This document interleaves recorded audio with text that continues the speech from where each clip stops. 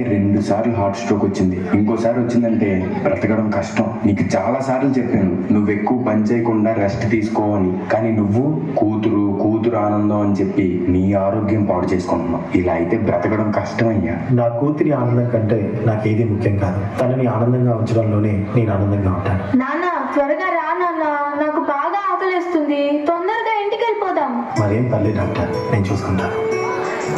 నాన్న నాకు బాగా ఆకలిసినప్పుడు ఆ ఆకలి తెలియకుండా ఒక పాట పాడతారు కదా, పాడండి నాన్న.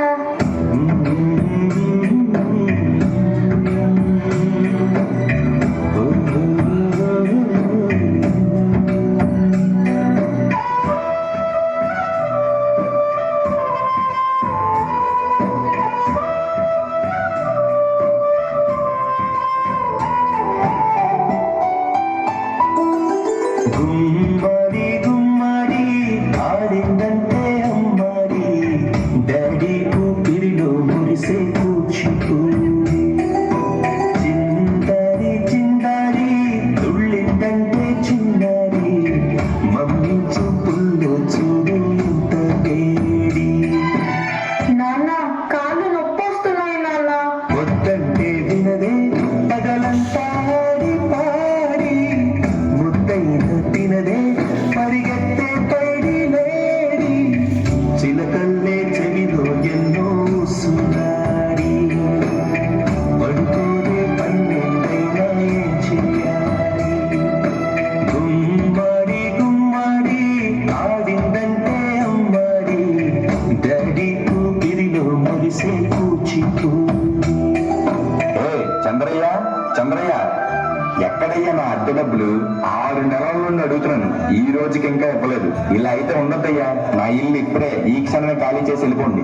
అయ్యా కొంచెం చిన్నగా మాట్లాడండి అయ్యా. లోపల నా కూతురు నిద్రపోతుంది, విన్నదంటే బాధపడుతుంది. ఎలాగైనా 2 రోజులు మీ డబ్బులు కట్టేస్తానయ్యా. ఏంటి చిన్నగా మాట్లాడాలా? అద్దె కట్టడం చేత కాదు కానీ కూతురు ముందు పరువు కావాల్సి వచ్చిందా?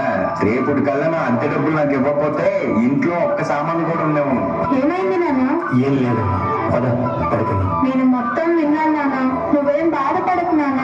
నేను బాగా చదువుకొని ఒక మంచి ఉద్యోగం చేస్తాను. మనమే ఒక మంచిని కట్టుకొని ఆనందంగా ఉందాం. అప్పుడు ఎవరికి డబ్బులు ఇవ్వాల్సిన అవసరం లేదు కదా.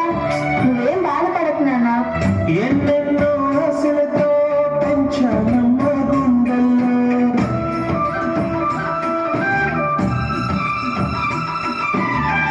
ఎన్నెన్నో ఆశలతో పెంచానమ్మ గుండెల్లో నువ్వే నా కలలన్నీ పెంచానే నీ కన్నుల్లో. నా తల్లివి నువ్వు, నీ తండ్రివి నేను. ఈ జాబ్ నాకు చాలా అవసరం. మా నాన్న నా కోసం ఎంతో కష్టపడ్డాడు. మా నాన్నని హ్యాపీగా ఉంచాలంటే ఈ జాబ్ నాకు రావాలి. బతుకంటే బడి చదువా అనుకుంటే అతి సులువా. నా బంగారు తల్లి, నేను పని చేయట్లేదు, డబ్బులకి ఇబ్బంది పడుతున్నా అని తాను జాబ్ చేస్తా అని ఇంటర్వ్యూకి వెళ్ళింది.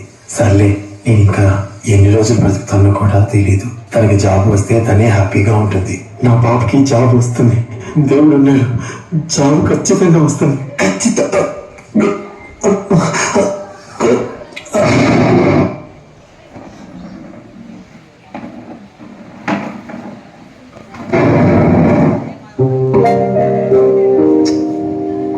ఆడపిల్లల్ని చదివించండి. చదివిస్తే మనకి గొప్ప ప్రయోజకులు చేసి మంచి పేరు తెస్తారు.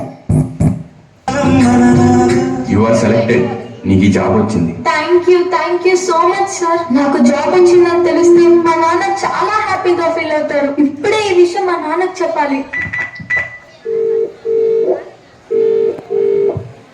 ఏంటి నాన్న ఫోన్ లిఫ్ట్ చేయట్లేదు? సరేలే, డైరెక్ట్ గా వెళ్ళి సర్ప్రైజ్ చేద్దాం. ఆయన హ్యాపీగా ఫీల్ అవ్వడం నేను కళ్ళారా చూడాలి.